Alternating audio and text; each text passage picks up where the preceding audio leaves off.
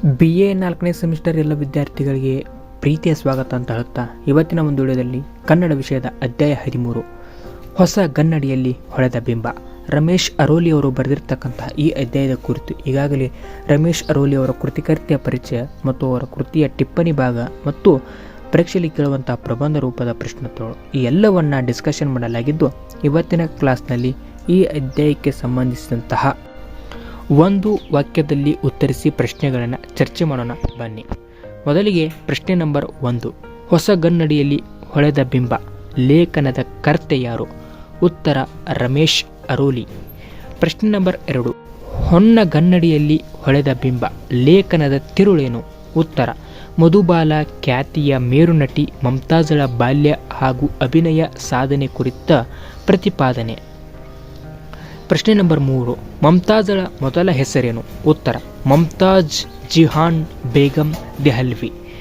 ಪ್ರಶ್ನೆ ನಂಬರ್ 4, ಮಮತಾಜ್ ಹುಟ್ಟಿದ್ದೆಲ್ಲಿ? ಉತ್ತರ ದೆಹಲಿಯಲ್ಲಿ ಎಂಬುದು ಉತ್ತರವಾಗಿದ್ದು. ಪ್ರಶ್ನೆ ನಂಬರ್ 5, ಮಮತಾಜಳ ತಂದೆ ತಾಯಿ ಯಾರು? ತಂದೆ ಅತೌಹುಲ್ ಖಾನ್, ತಾಯಿ ಬೇಗಂ ಆಯಿಷಾ. ಪ್ರಶ್ನೆ ನಂಬರ್ 6, ಮಮತಾಜಳ ಸೋದರಿಯರ ಹೆಸರೇನು? ಉತ್ತರ ಅಲ್ತಾಫ್, ಕನೀಜ್, ಫಾತಿಮಾ, ಚಂಚಲ್, ಜಹಿನಾ, ಶಹಿದಾ. ಪ್ರಶ್ನೆ ನಂಬರ್ 7, ಮಮತಾಜ್ ಬಾಲನಟಿಯಾಗಿ ಅಭಿನಯಿಸಿದ ಮೊದಲ ಚಿತ್ರ ಯಾವುದು? ಉತ್ತರ ಬಸಂತ್. ಪ್ರಶ್ನೆ ನಂಬರ್ 8, ಮಮತಾಜ್ ನಾಯಕಿ ನಟಿಯಾಗಿ ಅಭಿನಯಿಸಿದ ಮೊದಲ ಚಿತ್ರ ಯಾವುದು? ಉತ್ತರ ನೀಲ್ ಕಮಲ್.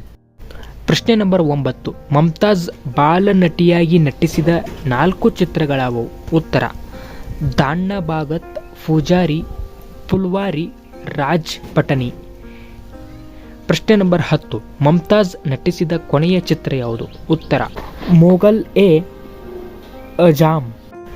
ಎಂಬುದು ಇಷ್ಟು ಈ ಅಧ್ಯಾಯಕ್ಕೆ ಸಂಬಂಧಿಸಿದಂತಹ ಸಂಪೂರ್ಣವಾದಂತಹ ಪರೀಕ್ಷೆಯಲ್ಲಿ ಕೇಳಬಹುದಂತಹ ಎಲ್ಲ ಅಭ್ಯಾಸದ ಪ್ರಶ್ನೋತ್ತರಗಳನ್ನು ಚರ್ಚೆ ಮಾಡಲಾಗಿದ್ದು, ಇದೇ ರೀತಿಯ ಮುಂದಿನ ಕ್ಲಾಸ್ನಲ್ಲಿ ಇದರ ಮುಂದಿನ ಅಧ್ಯಾಯವನ್ನು ಡಿಸ್ಕಷನ್ ಮಾಡಿರ್ತೀವಿ ಅಂತ ಹೇಳುತ್ತಾ ಇವತ್ತಿನ ಒಂದು ವಿಡಿಯೋಗೆ ವಿರಾಮವನ್ನು ಕೋರ್ತಿದ್ದೇನೆ.